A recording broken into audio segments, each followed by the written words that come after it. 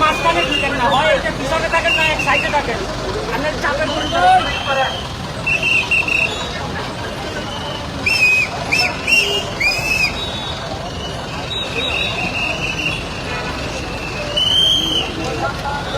বাংলাদেশ জামায়াত ইসলামের উদ্যোগে 16 ডিসেম্বর মহান বিজয় দিবস উদযাপন করা হচ্ছে।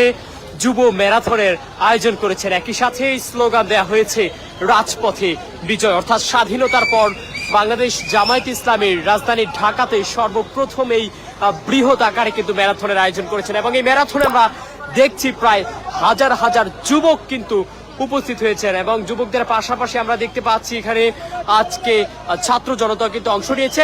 একই সাথে জামায়াতের অঙ্গ বিভিন্ন সংগঠন অর্থাৎ বিভিন্ন শাখা রাজধানী ঢাকা মহানগর উত্তর দক্ষিণের উদ্যোগে বিভিন্ন কর্মসূচি কিন্তু আসলে হাতে নেওয়া হয়েছে। তবে কিছুক্ষণ আগে এই কার্যক্রমের শুভ উদ্বোধন করেছেন জামায়াতের আমির ডাক্তার শফিকুর রহমান। আমরা দেখেছিলাম ইসলামী ছাত্র শিবিরও কিন্তু আজকে আসলে এই বিজয় দিবসের উদযাপনে বিভিন্ন কর্মসূচি হাতে নিয়েছে। পুরো রাজধানী ঢাকায় এই বৃহৎ আকারের কর্মসূচিটি শুরু করেছে জামায়াত এবং একই সাথে তাদের এই বিশাল মিছিল ম্যারাথনটি এরই মধ্যে আপনারা দেখতে পাচ্ছেন রওনা দিয়েছে মানিক মিয়া অ্যাভিনিউর উদ্দেশ্যে।